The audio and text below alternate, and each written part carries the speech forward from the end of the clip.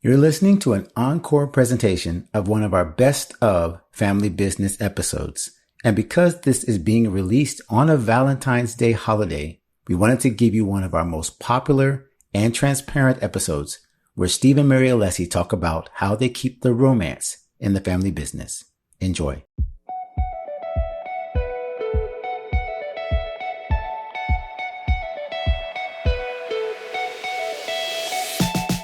Welcome to another episode of the Family Business Podcast with the Alessis, where we talk about things we cannot talk about on Sunday, and we love to talk about families being everybody's business. Very good, Mary Alessi. It was a little. Not as good as you do it, but I did it. So what are we going to talk about today? Oh my goodness. Date night. Oh, really? Romance and marriage. Yeah. Are we going to talk about that? We are. This is actually the questions podcast where people are able to go in and send us questions. These are some of the questions they sent. These are some of the questions that they sent. And you can send us some of those questions at the alessifamilybusiness.com website. That is really cool. Yeah. That you could send your questions in, because I've listened to a lot of podcasts that I don't necessarily like the topic they're talking about. And even though I like the person, I'm like, this is really cool that we're doing this. Yeah. So if you have questions, send them in. We have active listeners. We do. It's really nice. Very good. I love it. Very proud of what we're doing. Yep. And since we can't always deal with these things on Sunday, which is when we greet the crowd, we are able to do it right here during our podcast. So we get into the nitty-gritty of things. This one's going to focus now, because it's family, on the marriage, on the relationship that you and I have. How we doing with that? How many years have we been married? You tell me. Is this 34? 34 in October. Yes, it's coming up on 34 in October, just a few months away. I think we're doing great. Gosh, that's a lifetime. I love you more today than I did yesterday. Yes. That was the song from our wedding, but whatever. Cool. So here's a question that somebody wants to ask us. Here's the question. Okay. Now, remember, we work together. Oh, boy. We live together. Oh, yeah. All right? All of it. And we got a nice-sized family. 4 kids. Okay. Here's the question. What to do when family issues leak into your marriage? Oh, boy. What do we do? What have we done? What are some of the family issues that we have had to deal with over the years that have had the tendency to leak into our marriage? Well, we've had parental issues that have leaked in when we first got married. Mm-hmm. And even from great parents like we had to learn to manage those. Yep. Dealing with my mom and dad's divorce when we first got married was really hard. Yep. My mom and I talk regularly when we get together about those years and how she had so many fears from her situation that she projected into my life. And she's been so open about how wrong that was. So there's, been that. Mm-hmm. I think also, just when you're raising kids, your perspective of how those kids should be raised, raising children is a real mountain for parents. That's when you really start to decide, even in the little things, if we agree on how we should raise these kids. Yeah. And then as they get older, oh boy. Mm-hmm. And the stress of what we do in our business. Oh, yeah. In the ministry. Yeah. Running church, staff, because we take everything that we do here, we take it home. So the question is, how do we keep it from leaking into our marriage? Yeah. I will say we've learned along the way. We did not get this from jump. We have figured it out along the way. And I like to say this whenever I'm on this podcast, we stay in the seat of students and learners. Mm-hmm. And we try never to reach this plateau that we know it all, and we aren't counselors or psychologists, but we've learned a lot from ministry and watching what people do that we like, what people do that we're like, well, that don't work, and applying those things to our lives. And for our relationship, we've had to do that in different categories, even in working together, understanding that we communicate differently, completely differently. And I could say green and you hear red, and you could say blue and I hear pink. And we had to learn, if we're going to work together and be like-minded in this, that there were certain roles that we had to fulfill. And I can only speak for me. You cut me off at any time. But when we first started the church together, I had a job downtown, and then we worked for your mom and dad, and I had the music, and you administrated the church. You were the co-pastor with your dad. But when we started our church together and we were the pastors, the expectations completely changed. Yeah. But I didn't get the memo. I didn't understand. Oh, your coffee's here. Oh, good. So I didn't get the memo that serving you coffee would have been a nice gesture. No, I'm just kidding. Marcus is delivering coffee. The man. And he's going to charge my computer here. Go for it. And he's our number one fan. Did you know that? He's our top listener. He is. Because our staff is forced to listen to our podcast. Okay. Yes. While he's doing that and setting you up, we love you, Marcus. Thank you, will sir. say that working together, if I could go back and I could have learned from my mistakes in the event of working together. Oh, there's Ashley. Hi, Ashley. Oh. She's here too. It would probably be to be wife at home and coworker, employee in the office, and not try to be wife in the office. Yeah. That was really hard for me. I was so immature. I did not realize that I had to separate those two roles. I could be wife at home, but when I came to work, I had to put on the hat of serving and working and getting your laptop charger for you. Yeah. The little things. things. Seriously, though, that's something that I got hung up on when we first started. I did not, I just wanted it to be, I'm Mary and you're Steve, and you're not going to talk to me that way. And my husband's never. I didn't realize that separating those lines when we're in the office, taking on more of a professional mindset. And I don't have to be that at home, but at work, I have to be professional. Yeah. I wish I'd learned that earlier, because it definitely brought conflict to our marriage because we couldn't deal with it in the office. We dealt with it on the drive home. Yeah. And I remember, just from a working perspective, I had to make a decision. What do I want? Yeah. Do I want a employee at home, or do I want a wife at home? Right.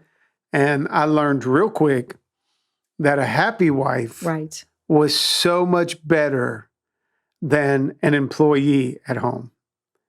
So I needed to treat you like my wife, even though we work together. Right. And not overwhelm the relationship because it's a working relationship. Sure. The working relationship was the husband and wife. And we couldn't change that. We could change the employment relationship, meaning that if the church got in a financial position where we couldn't both be hired, or you were done, you were tired with doing what you did with the music, and you're like, you know what, I don't want to do that anymore. We could change that part of the relationship. Or, hey, I don't want to do this job anymore, Mary. I'm done with this. I'm giving it to so-and-so to do. I can change those job responsibilities with the employee and setup. But I couldn't change the marital one. No. That one, we're like, no, that one's going to be a keeper. Right. We got to keep that one. So we had to say, even though we were driven for success and accomplishment, when we were working together, we also had to say, wait a minute, the success of this ministry is not near as important as the success of our marriage. Right. So quit being so heavy, so hard, so pressure filled. We don't need that, because, as they say, a happy wife. Happy life.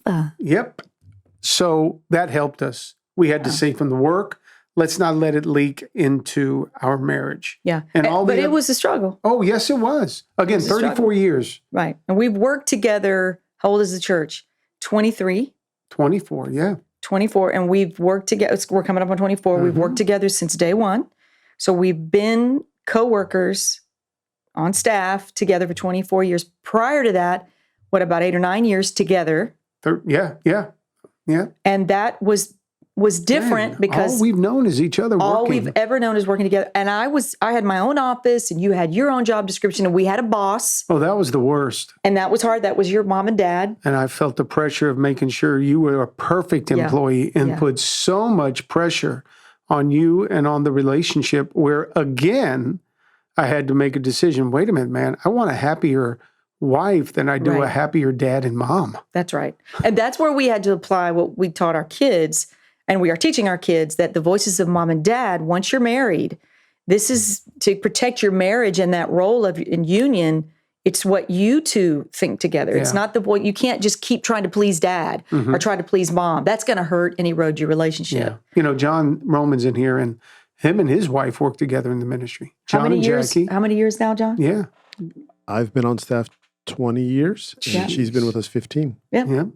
So they work together. They raise kids together here at just the church. Just like we did. They are homeschooled. They have to be very sensitive about making sure things don't overlap into their marriage. Right. Armando, though his wife's not here every day, he does have that where he's got to make sure when he goes home and she shows up to church on Sunday, they're happy. Right. So he can't let things leak into their marriage. Chris and Rochelle right now, they're all in this. Yeah. Especially as we work together. It is going to be harder working together. Oh, it is. And living together, being married. But the good boundaries will help protect the marriage so that whatever's going on outside doesn't leak into the marriage. Okay, I want to say this because I think this applies to whether or not you work together or you don't. But something that you taught a couple of our staff members that has really been a policy of our church, that if you work for our church, don't go home and share with your partner, your spouse, any negatives that happen in the office. Leave that at the office. Don't take it home because they have to go to this church too. Yeah. And you don't want what happened in the day, your frustrations, things that you may get confused or misconstrued, or maybe your correction was wrong. I mean, whatever it is. Okay, get specific because this is really good advice here. It's wisdom. Yes. The point is your husband or wife works at the church that you attend or works at a company or that you want to be serviced by. Right. And then that spouse of yours that works for him comes home. Right. And dumps on you. We're telling them to not do what? Don't talk bad about your workplace. Yeah. Do not discuss it. The truth is. Why? Well, because you'll turn their heart and you're going to get over it. You're going to deal with it. And then from the church's perspective, it's so bad because this is the place you're supposed to be going to get spiritually fed and nourished. Right. And you cut them off from You're mad at the pastor. You're mad at the worship leader because during the week you had a disagreement. And then you show up to church and you've got this prejudice in your heart, an argument against them. And you're like, wow, I can't receive from them. You can't receive. You cut that off. I will say we've been very blessed with staff that have taken you at that word. And they've done that. And they're very honoring of that because that's the last thing they want. They also have to cut off. This is my job, but it's also my place of ministry and my place of blessing. Yeah. And it's God's mouthpiece in my life is my pastor and my boss. Mm-hmm. So it can be done. You can separate those things. So now move that into, okay, you don't work for the church, but you and your spouse work side by side in something. Leave it at the workplace. Don't bring it home. There has to be a separation between we work together and then we live together. And really clear lines. You had it. We started drawing those lines a few years into our relationship. It got tough. We were talking about this the other night, how it's so easy to spend so much energy discussing as a married couple all the negative things that are happening during the day. Mm-hmm. And then there's nothing left for you together as husband and wife. Yeah. Because you've just eaten up all this energy and all this time. And we were saying this in the car going home, for every minute you spend slicing and dicing the negative of the job or the workplace or whatever it is you're working on together is a minute that you are subtracting and taking away from vision building and dreaming together. Mm-hmm. And this, when you're negative all the time, even if you're in agreement, you're chewing it up at night and we need to tell her this and she needs to fix that and we got to fix this structure and that's got to change and you need to get better with this and you need to get better with that. All of that does is erode a positive atmosphere in your home and in your bedroom. Mm-hmm. And then you don't get to turn it off. And then how do you turn romance on? Mm-hmm. It's very difficult to do. The human mind is not equipped to do that. Yeah. But this leads to all kinds of stress and frustration and irritation, which could lead to even your relationship will get lost in it. Whereas the other brings unity, brings joy, brings peace, brings excitement. And you're not so focused on the negative because you're dreaming about tomorrow. Yeah. But you have to intentionally say, okay, we've talked about it too long. You've done that for years. We're done. Yep. We're done. We've talked about it enough. Moving on. Got it. Yeah, so important, Mary. And that's all such great advice. Yeah. We can go on and on. Matter of fact, I think this requires just another podcast in itself. Yeah. How to protect that marriage. Because I guess the answer to that question, how to keep the life's issues from leaking into your marriage, is you protect the marriage. Yeah, and roles. And all those problems are going to be there when you're That's right. when you wake up the marriage next is day. first. Okay, which then brings us to this. You mentioned romance. And one question was, how do you keep romance flowing with so much going on with such a big family? Wow. I'm answering this question first. Yeah, I like being... You're putting me on the spot. Yes. Thank you, whoever asked that question. I want to hear it from Mary herself. How do you keep the romance, Mary? Well, in my experience, yes, having had 4 children, I think you really, what has worked for us is valuing our alone time and making sure that was priority. It wasn't always, because we would get caught up with other things. Just life. And exhausted and pushing, driving, everything. And yes, always it's trying to achieve the higher levels. Meanwhile, the most important thing that awaits us is the relationship we have with our spouse. How much energy have we put into that relationship? And one thing we've learned after all these years of being in ministry together, working together, and I'm in my 50s and you're 60, we've realized more than ever how invaluable we are. We can't do this without one another, and we wouldn't want to. So the ebbs and flows of life, it all circles back, and the one you started with is the one you end with. Hopefully. Right. It's who you're doing it for. And you don't want to neglect it along the way, so that when you get to the end of that point in your life, you go, I don't even like you. There's nothing here. And to keep that romance alive, I think it has to be top of mind that it's the most important thing, more than your children. Yeah. Because if mom and dad aren't together and aren't happy, you can stay together, but your kids have it figured out. You're not getting along and you're struggling in your relationship. And you want to model what romance and a good, healthy mom and dad relationship look like. So we are not date night people. Right. We have never been. We have a date every Thursday night. Yeah. We grab our moments as much as we can, because we have to value that date night might not happen. Date night might turn into, for us in ministry, a funeral or a viewing or a counseling session. It can always change. So we make sure that we set aside a time for us to not reconnect, but never allow ourselves to get to that place where we don't feel connected. And there's a lot of resources on how to do that. But I think the most important value is that you realize if you don't do it, you're going to lose it. Yeah. Well, I'm proud of you because you didn't get splotchy.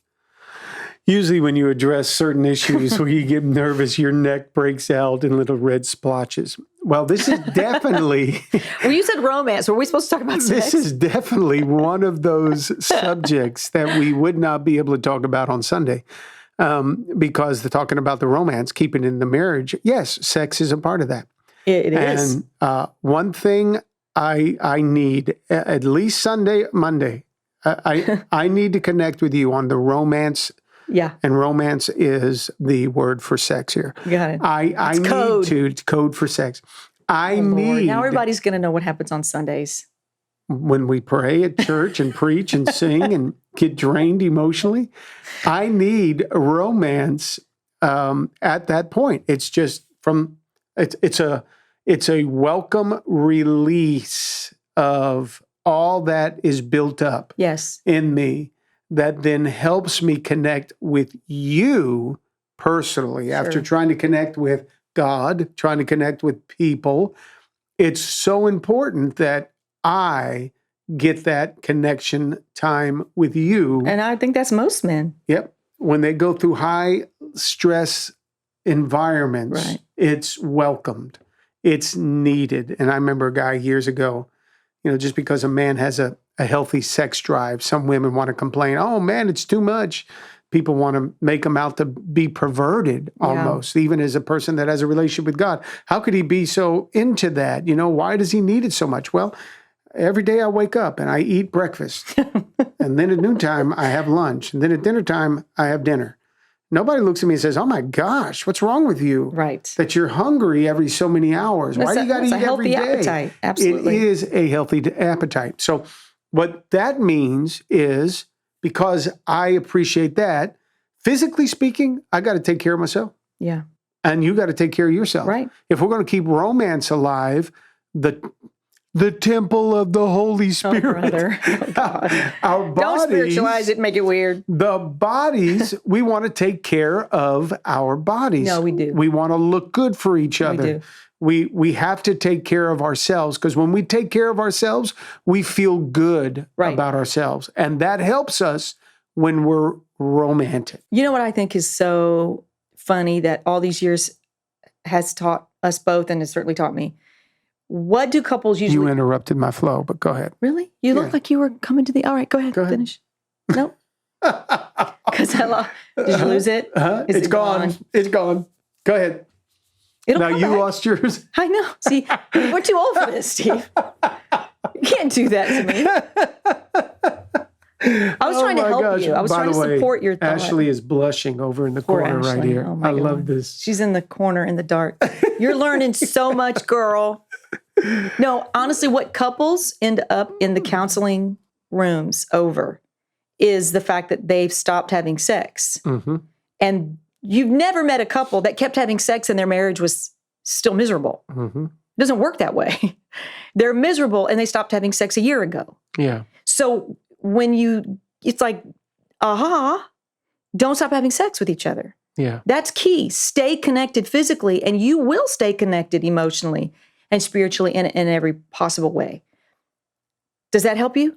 Did that get you back on the flow? No? It's gone. But go ahead. Well, I don't want to embarrass you anymore. I'm not embarrassed. I can handle this. But I will say that in relation to what you're saying about men not feeling ashamed of their sex drive, women, we do that, which I find very interesting. And every woman does it. What it takes to get a man, and in the beginning stages of the relationship, when kids come around and it depletes us more, and our bodies aren't necessarily for the bedroom anymore, they're for these kids and kids hanging off on you. It really does take intentionality to say, I have to make this priority because it matters to my spouse. Maybe even if it matters more to him than it does to me, I've got to make sure that he is cared for in this area. Yeah, that's good. And he should not be shamed for wanting to be with you. Yeah. If the man's not eating at home, he's tempted to eat elsewhere. So it's good that you feed him good. And it's good for her that emotionally, what sex is meaning to me, what is so important about sex to me, that emotional connection with you is important to you. Right. You need to feel that emotional connection, that romance, that communication, feeling good, the compliments, your self-esteem, constantly working on that through the accomplishments that you have together and the compliments that are given. Yeah. That's important for you. So you feeling secure about life in general, money, housing, everything, yes. The marriage, that's as important to you as sex is to me at this season. So it's a give and take. You know, we talk about, I got to eat right. I got to take care of myself. If I got to do a little tuck here, a little work there on the skin to make sure. Here. I mean, like last night, I put a little face mask on you. That was very nice. Just to help you with your skin. I loved it. I know how important that is to you. Yeah. And I put it on me sometimes. It doesn't look as good on me as it does you. Hey, babe, your skin looks amazing. Yeah. Okay. Thank you. So all of that is so important because we're focusing on each other. Yeah. Romance is about, let me focus on you. That's it. And thankfully, we've also had, this is where great community and support group, friendship, and in our case, our church family, why it's so important to be connected with other people. This church family, on a number of occasions, people have stepped up and sent you and I away. Yep. Just to go hang out with ourselves, maybe our family, but just you and I getting alone. We go up, one of the reasons we got our farm is it helps us get away from the hustle and bustle of South Florida, from our phones, from all of that, and just be able to focus on ourselves. That's right. That's huge. It is. If we're going to keep the romance alive, which then brings me to this, another question. They're asking us about the joy of aging together. How are we keeping this fun as we age together? Wow. I can tell you right now in the season that we're in, for me, it's probably been the funnest between you and me that we've had so far. And when we look back at the other day, we looked at our wedding video and we looked at our honeymoon video. And I do not want to go back and be that girl. You cannot pay me $1 million to go back and be that girl. Yeah. Because you could see in every shot when you had the camera on me constantly. I was so annoyed. I was just annoyed. It's our honeymoon. I'm like, stop. I mean, like the whole time. Oh my God, she's annoying. But this definitely is. And I thought that season was fun. I thought having kids was fun. But this season of you and me really putting each other first and finding the joy in it. And I know it's not easy for you. I know it's not always your want to. You would much rather go out into the woods and shoot something.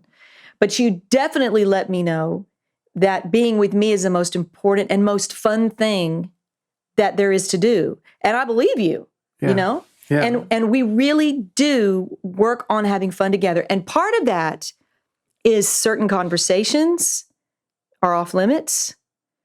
We know where the other's buttons are, and we just don't push them. Yeah. So that we can enjoy the season and the time that we have together, because we are getting older. But there's such a sensation. There's like this sense of we are winning. We're one of the few that made it to the mountain because the divorce rate is so high. You know, when we tell people we've been married 34 years, you would think we told them we've been married 55 years. Yeah.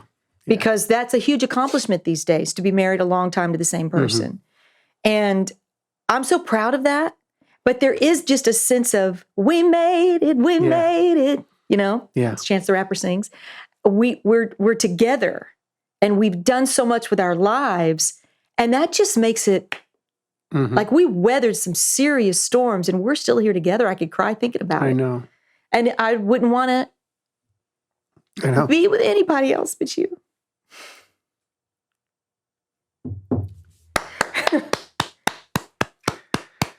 Very as sweet. Mad as you make me sometimes, I still love you. I know. Well, let me spiritualize something for a minute. And I hope if you're not the spiritual kind, you can put up with this comment. But there's something in the Bible, there's a story in the Bible about two brothers that wanted to be elevated to a position of popularity because they wanted to be on Jesus's right hand and on his left. And he talks to them about what that looks like. And he makes this statement. He says, let him who wants to be the greatest be a servant. Right. And then there is that statement that says, for the first shall be last and the last shall be first. And I told you a few weeks ago when we were on the porch as we were communicating and talking, which is what this podcast is like, us just talking in our living room on our back porch. And I told you what hit me when I read that. And so it may get a little emotional here. But I said, you know, at this season, when I read that part about the last shall be first, I really feel like at this season of my life, I've been elevated to first. Yeah. At 60. Yeah. I've been elevated to first. I got a son that's 30 who's knocking on the door. Yeah. Preached a message this weekend that was crazy. I wasn't even there to hear it, but I'll hear it this Sunday. He's just at a place where he's blowing it up. Our daughter finds, that both of them find great spouses. I sure did. And our two younger daughters are celebrating this season of education and preparation. Lauren preparing herself for her. Oh, Alan's bringing in that tissue because we're over here. We'll just take the whole box. Snotting all over the place. Lauren's at a place where she's pursuing her degree in her master's, and then Gabby finishing up at FIU and then leading our youth group so well. And I just felt like that phrase, the last shall be first and the first shall be last. I felt like at this season, I've been elevated to first. Wow. Never felt that, Mary. Never felt first. Sure, I may be the head of an organization and a ministry like this, but never felt first. And then I heard God stir it up in my heart. Not that God speaks to me audibly, but I felt this impression and I saw this image. My life, I've tried to do this, though I know I'm a strong leader. Yeah. Some call me controlling. So, I know I'm a strong leader, and I know that I get in front of people and I talk and lead the charge here at the ministry. But my heart has been, how can I serve the people of this church? Always. How can I serve our staff? Yeah. How can I serve my kids? And most importantly, how can I serve you? Yeah. That has been my heart's desire. And I think if people would focus on that, especially couples, especially the heads of corporations in their life. But let's bring it back to marriage. If a man could focus on serving his wife, not being run over by her, not being the weaker sex. No, but serving. Yeah. Sometimes being strong in his serving. If he can work on serving his wife, serving his family, then if he'll do that, put himself as last. Even though you're taking the lead, put yourself as last. Be sensitive to that. Doesn't always have to be your way. You don't always have to be number one. That's right. You don't always have to have the biggest Instagram or social media following. You don't always have to have the best number one song. You don't have to be able to preach the best and have the most popular sermon or the biggest and the best church. Don't always push to be number one just for the sake of saying, first. Look what I've done, and being first. If you can focus on how can I at this season of my life serve my clients, serve my customers, serve my church, serve my family. If you'll do that and remain in a posture of strong humility, one day you're going to wake up and say, oh my gosh, at the latter years of my life, I'm feeling first. Wow. So with you and I think the way that we have been able to keep this fun and enjoy each other in our marriage. In our aging, is we really have focused, especially as we've gotten older, on how can I serve Mary? How can I serve Steve? Absolutely. And babe, I've seen that in you. Because I've seen your what used to be irritants when we were younger, and you'd come out and we'd have big arguments about something or be bothered and ignore each other, give each other the silent treatment, or want to disappear for an hour or two, take off and slam the door. I've seen those things when you would have been tempted to do it. You didn't. Right. You backed off. Yeah. Because you were like, wait a minute, this isn't about me right now. That's right. Of course, it's taken 34 years. Took a long time.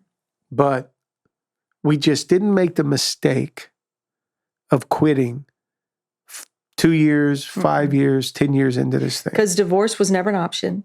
It was a temptation. It was a thought. Temptation and option are not the same. There are thoughts and there are days where you think. And there was no reason for divorce, but just because you're mad and hurt and disappointed. That's and right. You wonder what tomorrow's going to, you entertain, my life would be better without. Oh, absolutely. Or what would my life be like without them? Would it be better? But when you really understand that the power of your relationship and the power of a healthy marriage is serving one another, and really what that looks like, that whole, the last shall be first, the first shall be last, your marriage will become first. It will naturally have a propensity at the latter season of your life, which the truth is, we still have a lot more years to live. Yes, My mother used to say, when I would get irritated with the kids making noise and being in the house, she'd say, well, take it easy on them because there's a whole lot of years without them in the house than there are with them in the house. And when you're in the middle of that, you cannot even comprehend it. Of course, here we are, we've still got two at home, but they're never home. And the reality of that is true. You better nurture the Mr. and Mrs. Nurture one another so that when you get to this season of aging, you're each other's best friend. Mm-hmm. You can't imagine doing it without the other one. Because I really can't. And I'm watching God do in you because you did have a service first mindset. You always have, whether it was misinterpreted by some, that was always your driving force to serve. And now in our relationship, it's so easy. Our marriage is so easy. And sometimes our kids will look at us and want that, but we explain to them, you work for it, you serve your way to this place.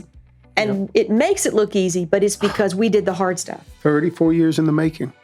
And we did it, and we stayed together. Yep, and wouldn't change it because now we can sit here at a podcast table, talk about how to do it, and hopefully inspire others to just find the right one, hang in there. Fight the good fight. Work hard together. That's right. That's good. And embrace the ups and the downs, the disappointments, the highs, the celebration moments. Yeah.